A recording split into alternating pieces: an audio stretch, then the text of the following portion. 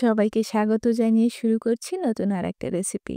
আজ আমরা করব তালের কেক। তালের পিঠা তো আমরা অনেকভাবেই খেয়ে থাকি। কিন্তু তালের সিজনে এমন একটি তুলতুলে নরম তালের কেক কিন্তু খুব সহজেই বানিয়ে ফেলা যায়। আর এই কেকটি হয় খুবই মজার। খুব অল্প উপকরণে এই সফট কেকটি আপনারা খুব সহজে করে নিতে পারবেন।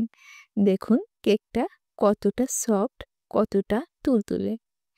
তাহলে চলুন আমরা তালের কেক রেসিপি শুরু করি। তালের কেক করার জন্য আমি এখানে প্রথমেই 2 টেবিল চামচ দুধ নিয়ে নিচ্ছি। দুধ কিন্তু আমি জাল করে নিয়েছি। এখান থেকে আমি প্রথমে 2 টেবিল চামচ দুধ নিচ্ছি, পরবর্তীতে আবারও আমি দুধ ব্যবহার করব। তারপর নিয়ে নিচ্ছি তাল। আমি এখানে হাফ কাপ তাল নিয়েছি। তালটা আমি জাল করে ঘন করে নিয়েছি। আপনারা চাইলে কাঁচা তালের রস দিয়েও কিন্তু এই কেকটা বানিয়ে নিতে পারেন, কিন্তু এখানে কোনো পানি থাকা যাবে না। তালের রসের পানিটা ঝরিয়ে নিতে হবে। হাফ কাপ চিনি দিয়ে দিয়েছি। দুধ দিয়েছি চিনিটা গলানোর জন্য। এখন তালের সঙ্গে চিনিটাকে সুন্দর করে গলিয়ে মিশিয়ে নিব। দেখুন আমি খুব সুন্দর করে তালের সঙ্গে কিন্তু চিনিটা মিশিয়ে নিয়েছি। আপনারা আপনাদের পছন্দ মতো মিষ্টি এখানে অ্যাড করতে পারেন। তাল যেমন মিষ্টি ঠিক তেমন দেখেই আপনারা মিষ্টিটা অ্যাড করবেন। এখন দিয়ে দিচ্ছি 1/4 কাপ তেল। আমি তেল আর বাটার একসঙ্গে মিশিয়ে নিয়েছি। আপনারা চাইলে শুধু তেল দিয়েও করতে পারেন।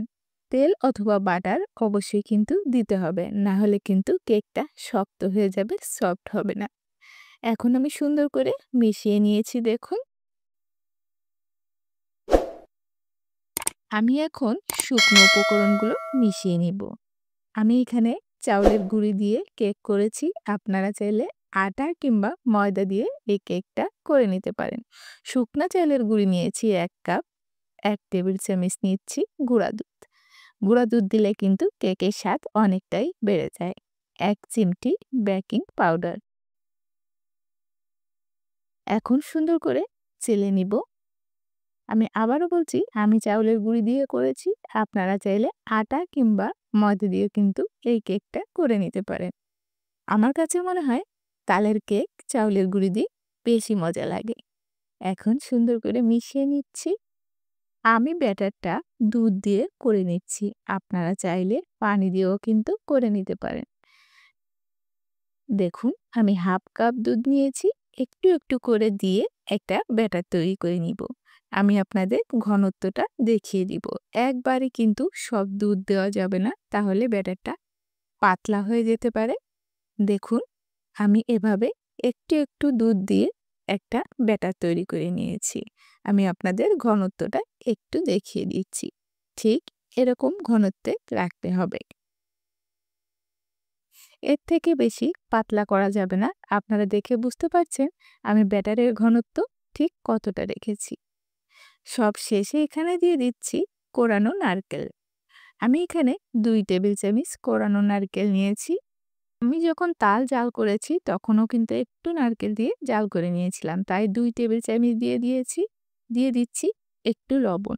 আপনারা যদি মিষ্টিতে লবণ খেতে পছন্দ না করেন তা না দিবেন। আমি একটু লবণ দিয়ে দিয়েছি আর এভাবে সুন্দর করে মিশিয়ে নিচ্ছি। আমাদের ব্যাটারটা কিন্তু এই পর্যায়ে মেশানো শেষ। এখন আমি ঢেলে নিব। এর জন্য আমি একটা কেক মোল নিয়ে নিয়েছি।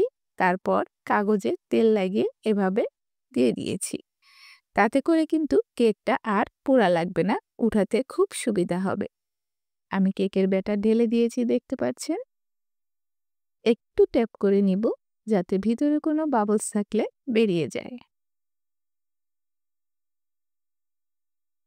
চুলায় আমি একটা প্যান বসিয়ে দিয়েছি, দিয়ে দিয়েছি একটা স্ট্যান্ড। এখন আমি কেকটা বসিয়ে দিয়েছি। ঢাকনা দিয়ে অপেক্ষা করব 40 মিনিট।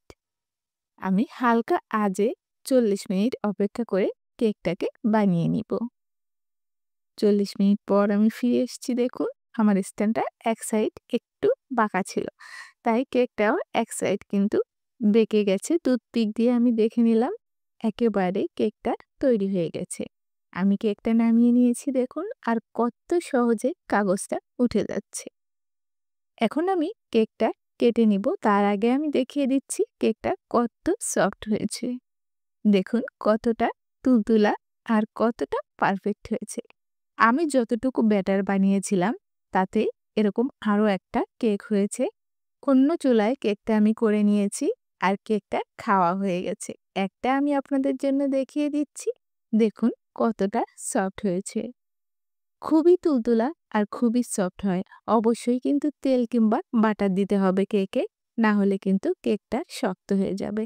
দেখুন আমি আপনাদের একটা ভেঙে দেখাচ্ছি কতটা সফট আর কতটা পারফেক্ট কেক অল্প উপকরণে তৈরি করা যায়।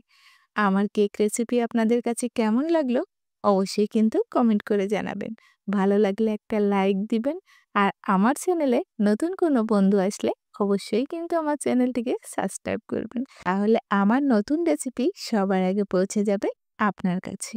আজ তাহলে এখানেই বিদায় নিচ্ছি। সবাই ভালো থাকবেন,